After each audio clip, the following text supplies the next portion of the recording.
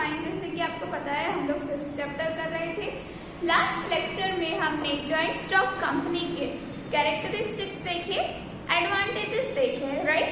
Now we will see about its limitations. जो first limitation है that is lengthy and expensive incorporation procedure. Now company खोलने के लिए on a legal way बहुत सारे documents लगते हैं, जैसे MOA, राइट। कई जगहों से साइन करवानी पड़ती है। लेटर ऑफ इनकॉर्पोरेशन लेना पड़ता है कि लेटर ऑफ इनकॉर्पोरेशन मिला तभी हम पर्टिकुलर कंपनी स्टार्ट कर सकते हैं। या अगर हम केमिकल बेस्ड कंपनी स्टार्ट कर रहे हैं या कोई प्रोडक्ट्स, जैसे फॉर एग्जांपल हम स्किन के प्रोडक्ट्स की कोई कंपनी स्टार्ट कर रहे हैं, राइट, तो हमें पहले वो सारे प्रोडक्ट्स का टेस्ट करवाना पड़ता है कि अगर वो कोई स्किन पे लगा रहा है तो उसको कुछ खराबी नहीं हो रही है, कुछ अफेक्ट नहीं हो रहा है, कुछ हार्म नहीं कर रहा है। वैसे ही खाने के प्रोडक्ट्स में भी आपको वो टेस्ट करवाना पड़ता है कि it is not harming anyone.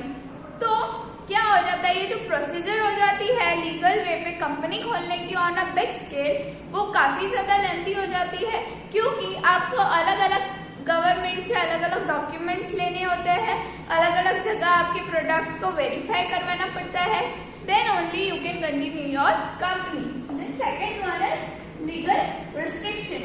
जैसे कि आगे हमने देखा था कि जो कंपनी है वो गवर्नमेंट की नजर में, कानून की नजर में क्या है, एक आर्टिफिशियल पर्सन है जो इनविजिबल है। तो जब हमें एक कंपनी का कुछ भी डिसीजन लेना होता है तो वो लीगल पॉइंट ऑफ व्यू में या लीगल वे में रह के ही रहना पड़ता है। तो काफी ज्यादा क्या आता है, लीगल रिस्ट्रिक्शंस आते हैं। आप गवर्नमेंट की परमिशन के बिना कुछ नहीं कर सकते। अगर आपको अपना कंपनी एक्सपांड करना है या आपको कोई न्यू प्रोडक्ट इशू करना है या आपको कोई पर्टिकुलर बिग चेंज लाना है, तो उसके लिए आपको क्या चाहिए होता है, लीगल वे में आपको एक लीगल वे में डॉक्यूमेंट्स चाहिए होते हैं कि हाँ अलाउड है, तभी हम वो चीज कर सकते हैं, वरना काफी ज्यादा backlash and legal restrictions face करने पड़ते हैं। Third one is increase in administrative expense. क्या होता है, सॉल प्रोप्राइटरशिप है, पार्टनरशिप में उसमें इतना एडमिनिस्ट्रेटिव एक्सपेंस नहीं होता है, बट जब आप बड़ी कंपनी खोल के बैठे हो तो आपका जो एडमिनिस्ट्रेटिव एक्सपेंस होता है वो क्या हो जाता है, इंक्रीज हो जाता है। क्योंकि क्या होते हैं, एम्प्लॉयज को भी हमको अच्छे सैलरी पैकेजेस देने पड़ते हैं, राइट। हम उन्हें क्या देते हैं, अगर हम उन्हें एनकरेजमेंट करने के लिए हम उनको इंसेंटिव्स भी देते हैं। यस, आपको पूरा मैनेजमेंट करना है कंपनी का एंड प्लस आपको अपने एम्प्लॉयज को भी क्या करना है, अच्छा पे करना है। तो इसकी वजह से जो एडमिनिस्ट्रेटिव एक्सपेंसेस होते हैं वो काफी ज्यादा हाई होते हैं। Autocratic management. नाउ वैसे तो हमने आगे देखा था कि एडवांटेजेस में था कि इट इज वेरी डेमोक्रेटिक, क्योंकि क्या होता है, वोटिंग के हिसाब से जो लीडर्स होते हैं, जो मैनेजर्स होते हैं, राइट, उनको क्या करते हैं, सिलेक्ट किया जाता है। बट क्या होता है, कई बार जो सामने वाला पर्सन है वो झूठ बोल के सबको अपने साइड कर ले एंड जब वो एक पोस्ट पे आ जाए, जब वो डायरेक्टर बन जाए, तो वो क्या ऐसा काम करने लगे जो कंपनी के फायदे में नहीं है या जो एम्प्लॉयज के लिए अच्छा नहीं है। तो उसकी वजह से क्या होता है, जो कंपनी का मनी होता है इन अ रॉन्ग वे यूज हो सकता है। तो कई बार ऐसा हो सकता है कि वो अच्छा रिलेशन बना के और जो मेमोरेंडम ऑफ एसोसिएशन उन सब से वोट तो अच्छा हासिल करके एक पोस्ट पे आ जाए, बट उसके बाद क्या करे, वो अपनी पावर का मिसयूज करे। तो ऐसी बड़ी कंपनीज में ऑटोक्रेटिक मैनेजमेंट का एक बहुत बड़ा फियर रहता है। Then comes difficulty in maintaining secrecy। Now decisions जो लेने होते हैं वो जनरल मीटिंग में देने पड़ते हैं, राइट, और सब बताना पड़ता है कि ये करना है वो करना है। तो इसमें सीक्रेसी मेंटेन नहीं होता है, क्योंकि जितनी बड़ी कंपनी होगी उतने ज्यादा क्या होंगे, अलग अलग पार्टीज बनाई हुई होगी कि मार्केटिंग के लिए ये, सेल्स के लिए ये। तो आपको जो भी आपके फर्दर प्लान्स है वो क्या करने पड़ेंगे, सबके साथ शेयर करने पड़ेंगे। तो जो सीक्रेसी है वो मेंटेन नहीं रहता है। Then comes delay आपको एक लॉन्ग प्रोसीजर के थ्रू आपके डिसीजंस क्या करवाने पड़ते हैं, पास करवाने पड़ते हैं।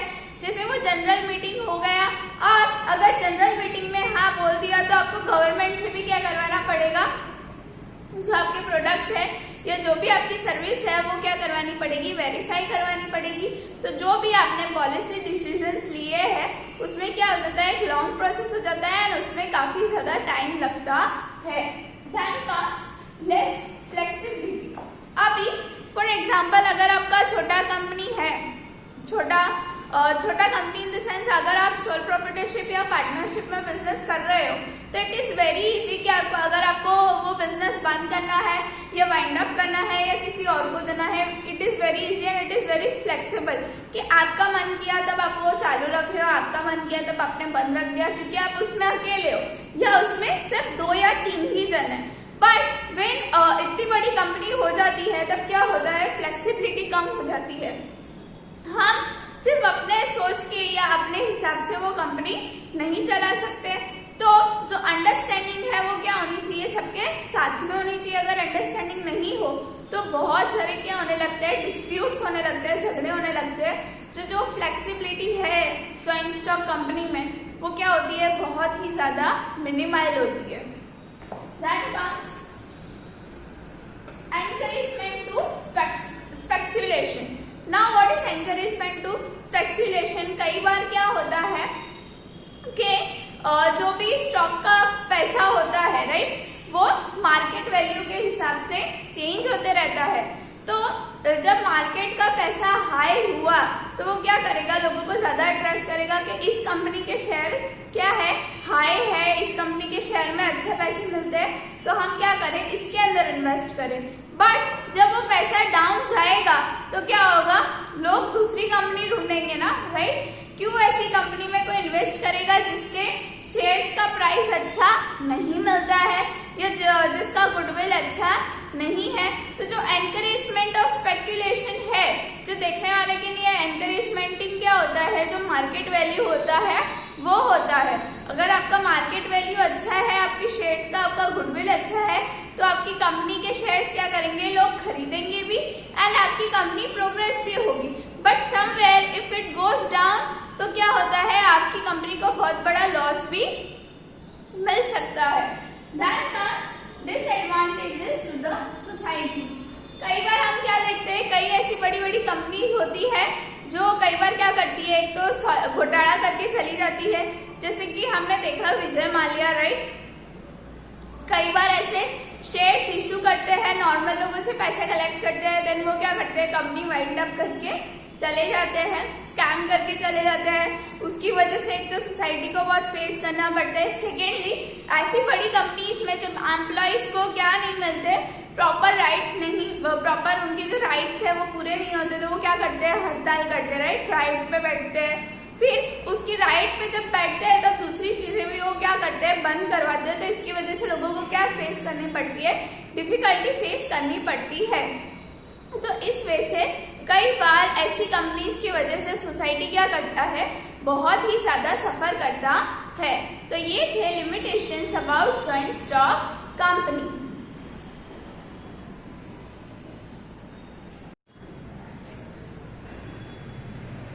Hello students, I hope you are doing fine. हमने लास्ट में देखा कि कंपनी के क्या कैरेक्टरिस्टिक्स होते हैं, उनके एडवांटेजेस क्या होते हैं, लिमिटेशंस क्या होते हैं। टुडे वी विल सी कि कितने टाइप्स की कंपनीज होती है। जो 4 मेन टाइप है, that is a statutory company, second company from the view point of members, के कितने मेंबर्स है उसके व्यू पॉइंट पे एक कंपनी होना। Third is from the view point of control, control के हिसाब से जस्टिफाई करना कि कंपनी किस टाइप की है। And last but not the least from the view point of place of registration, कि किस प्लेस पे रजिस्टर करवाया है उसके व्यू पे डिसाइड करना कि ये कंपनी क्या है। First of all if we talk about statutory company, तो ये कंपनी हमारी government that is legislative assembly और वो सब जब किसी particular for the benefit of the country कुछ फॉर्म करते हैं उसे बोलते हैं स्टैट्यूटरी कंट्री। जैसे for example if we see Reserve Bank of India, right, तो वो क्या है, वो पूरे कंट्री के वेलफेयर के लिए क्या बनाया गया है, रिजर्व बैंक ऑफ इंडिया क्या है, बैंक्स का हेड है and it looks after every bank in India. तो उस टाइप की कंट्री को बोलते हैं स्टैट्यूटरी कंपनी, जो गवर्नमेंट खुद फॉर्म करवाती है under legislative assembly for the welfare of the country. Second one is from the view point of members के, मतलब जितने मेंबर्स है उसमें से डिसाइड करना कि ये कंपनी क्या है। सबसे पहले अगर हम बात करें पब्लिक कंपनी में मिनिमम पीपल चाहिए होते हैं 7 एंड मैक्सिमम तो पब्लिक कंपनी में क्या होता है, अनलिमिटेड होता है। जो कंपनी के अंदर 50% या उससे ज्यादा शेयर्स कौन होल्ड करती है, गवर्नमेंट होल्ड करती है एंड गवर्नमेंट का ओनरशिप होता है, that is known as public company. के पब्लिक के वेलफेयर के लिए क्या की गई है, ये कंपनी बनाई गई है। एंड इसके अंदर भी आप सब टाइप्स होते हैं, फॉर एग्जाम्पल कि company limited by shares. Now आपका ओनरशिप वो कंपनी पे इतना ही है जितना आप शेयर के मालिक हो, या आपकी लायबिलिटी भी उसी पे डिपेंड करती है जितना आप उस कंपनी में क्या करते हो, शेयर होल्ड करते हो। पब्लिक कंपनीज में ज्यादा से ज्यादा मैक्सिमम से मैक्सिमम क्या होते हैं, शेयर इशू होते हैं, बिकॉज पब्लिक कंपनी का डूबना बहुत ही रैरिटी में होता है। वो यूजुअली नहीं होता है कि कोई पब्लिक कंपनी क्या हो जाए, सॉल्वेंट हो जाए या उसका लिक्विडेशन हो, because it is totally dependent on the government. Then comes company limited by guarantee, कि आपने कोई गारंटी दी है कि हम इस कंपनी में इतना % पैसा क्या करेंगे, इन्वेस्ट करेंगे। जब आप ऐसी गारंटी देते हो तो क्या होता है कि आप एक गारंटी दे रहे हो, हम इतना पैसा लाएंगे, तो आपकी लायबिलिटी भी क्या हो जाती है, उतनी ही हो जाती है जितना आप पैसा लाए हो। एंड आपकी जो कंपनी में राइट्स होते हैं वो भी क्या होते हैं, उसी पे डिसाइड होते हैं कि इसने इतना इन्वेस्ट किया है तो इसका कंपनी पे इतना हक है, तो उसे बोलते हैं company limited by guarantee. Then comes company by unlimited liability. अब क्या होता है, जैसे कि हमने देखा बहुत बड़ी कंपनी है and you are investing on a huge scale, and आप कोई पर्टिकुलर इंसान हो, या तो फिर आप ओनर हो, या तो फिर आप किसी बोर्ड ऑफ डायरेक्टर्स में हो, या किसी मैनेजमेंट में हाई प्रोफाइल पे हो, तो आपकी एक लायबिलिटी क्या हो जाती है, अनलिमिटेड लायबिलिटी हो जाती है, कि आपके ऊपर रिस्पॉन्सिबिलिटी होती है कंपनी की on a huge part, and company के एम्प्लॉइज की भी रिस्पॉन्सिबिलिटी, उनको जो सैलरी पे करना है वो भी कहीं ना कहीं क्या आती है, आप पे आती है। तो जब कंपनी इंसॉल्वेंट होती है तब क्या होता है, एक पर्टिकुलर शेयर आपको भी देना पड़ता है पब्लिक कंपनी, एंड आपकी उस हिसाब से जो लायबिलिटी होती है, जिम्मेदारी होती है, वो क्या होती है, अनलिमिटेड हो जाती है। Then second one is private company. Private company बनाने के लिए मिनिमम 2% चाहिए एंड मैक्सिमम इज 200, उससे ज्यादा आप प्राइवेट कंपनी में नहीं ले सकते ना। जो ओनरशिप पर्टिकुलरली प्राइवेट होती है, जिसमें गवर्नमेंट का कोई भी इंटरफेरेंस नहीं होता है, जो वो कंपनी ओन करता है वो उसके हिसाब से डिसीजन ले सकता है, या लीगल पॉइंट ऑफ व्यू में रह के अपने नए प्रोडक्ट्स लॉन्च कर सकता है, उसका जो उसे प्राइस ठीक लगे वो कर सकता है, उसे हम क्या बोलते हैं, प्राइवेट कंपनी। जैसे हमने पब्लिक कंपनी में 3 सब टाइप्स देखे, वैसे ही यहाँ पे है कि company limited bye share capital, जितने शेयर्स के आप मालिक होगे उतनी ही आपकी राइट्स होगी। अगर आप ज्यादा शेयर की मालिक हो तो आपके पास क्या है, वोटिंग राइट्स है, राइट, जनरल मीटिंग्स होती है उसको अटेंड करने का राइट है, वो टोटली डिपेंड करता है on the share. And even same in liability, कि आप उतने ही लायबल हो जितने आपने उस कंपनी के शेयर्स लिए। Second is company limited by guarantee. Same कि अगर आप बोल रहे हो, आप गारंटी दे रहे हो कि मैं इस कंपनी में इतना पैसा, इतना कैपिटल इन्वेस्ट करूंगा, या आपने किया है, तो आप उतनी ही चीज के लिए क्या होते हो, लायबल होते हो, आपकी उतनी ही जिम्मेदारी होती है ना, आपको राइट्स भी अकॉर्डिंगली जो पैसे आपने इन्वेस्ट किए उसके हिसाब से मिलते हैं। Last one is company with unlimited liability. कि जो कंपनी की लायबिलिटी है वो क्या हो रही है, अनलिमिटेड हो रही है। प्राइवेट कंपनी में आप देखिए, अगर जो ओनर है वही पैसा ला रहा है या वही इन्वेस्ट कर रहा है और उसने बाकी एम्प्लॉयज को और सैलरी रखा है, तो जो ओनर होता है वो क्या हो जाता है, ऑटोमेटिकली अनलिमिटेड लायबिलिटी उसको लगती है, because he is only investing, right.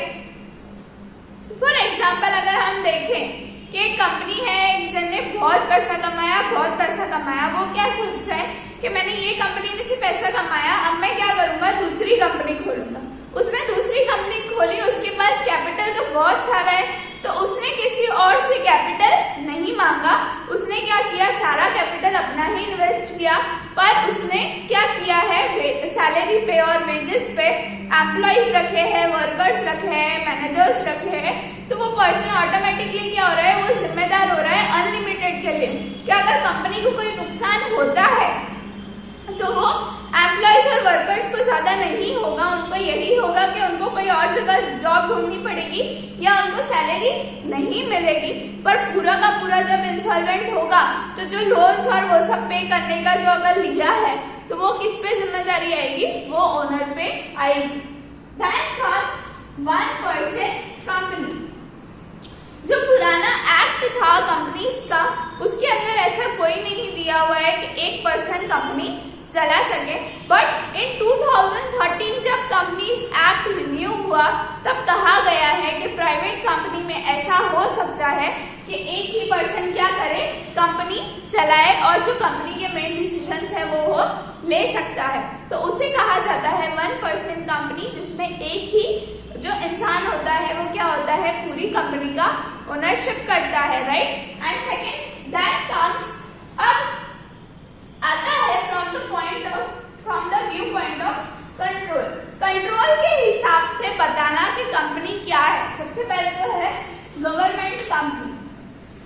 अगर कंपनी में 50% शेयर गवर्नमेंट होल्ड करता है, सेंट्रल गवर्नमेंट या कोई भी गवर्नमेंट का पर्टिकुलर हेड अगर कंपनी में 50% ऑफ द शेयर का मालिक होता है तो उसे कहा जाता है गवर्नमेंट कंपनी, उसे कहा जाता है गवर्नमेंट कंपनी। 50 और 51% shares if in a company government hold करती है, सेंट्रल गवर्नमेंट या कोई भी गवर्नमेंट का पार्ट अगर उसे कंट्रोल करता है या मालिक होता है तो उसे कहा जाता है गवर्नमेंट कंपनी।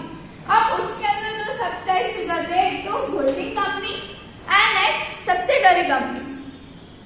अब होल्डिंग कंपनी में अगर 50% से ज्यादा शेयर अगर क्या कर रही है, वो उसकी मालिक है 50% या उससे ज्यादा शेयर्स की, एंड उसके पास क्या है, राइट्स है डायरेक्टर्स और वो सब सिलेक्ट करने के, उसे कहा जाता है होल्डिंग कंपनी, कि वो कंपनी क्या है, ऑन द सुपीरियरिटी है। And then comes subsidiary company. इस कंपनी में क्या होता है कि 50% ऑफ द शेयर जो होल्डिंग कंपनी के पास होते हैं, उन लोगों के पास राइट होता है, राइट, कि डायरेक्टर सिलेक्ट करना, वो राइट सब्सिडरी कंपनी के पास नहीं होता है। ये कंपनी में क्या होता है, 50% से लेस शेयर्स की ये मालिक होती है, तो सारा का सारा राइट किसके पास होता है, होल्डिंग कंपनी के पास होता है। Somewhere subsidiary company is totally dependent on holding company. Subsidiary company के जो भी डिसीजंस होते हैं वो डायरेक्टर्स अपॉइंट करने के हो या किसी और चीज के हो, वो होल्डिंग कंपनी क्या करेगी, डिसाइड करेगी। सब्सिडरी कंपनी के पास वो राइट नहीं होता है। It is like a small part जो क्या है, पूरा का पूरा जिसका डिसीजन कौन करेगा, होल्डिंग कंपनी करेगी। That comes from the view point of place of registration, कि कहाँ रजिस्टर करवाया है उसके ऊपर भी डिपेंड करता है। सबसे पहले हम देखें Indian company.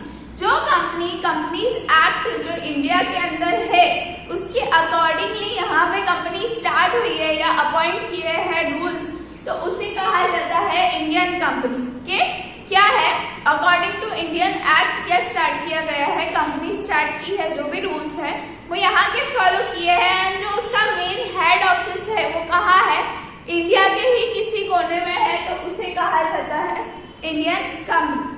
Then comes foreign company कि इसका जो मेन हेड ऑफिस है वो यहाँ नहीं है, ऊपर से इसके जो भी रूल्स एंड रेगुलेशंस है वो इंडिया के अकॉर्डिंग नहीं है। ये क्या है, सिर्फ यहाँ पे परमिशन लेके गवर्नमेंट से बाहर की कंपनी क्या करने आई है, यहाँ बिजनेस करने आई है। बाहर की कंपनीज अभी अच्छा बिजनेस कैसे कर लेती है, इंटरनेशनली। हमने देखा कई चाइनीज ऐप्स थी शॉपिंग की जो अभी गवर्नमेंट ने क्या कर दी है, बैन कर दी है, राइट। पर पहले उनके पास क्या था, यहाँ पे ट्रेड करने का परमिशन था, तो उसे कहा जा सकता है फॉरेन कंपनी, जिसका ना तो यहाँ पे वो स्टार्ट हुई है ना उसका हेडक्वार्टर्स यहाँ है, उसे कहते हैं फॉरेन कंपनी। तो ये थे कंपनी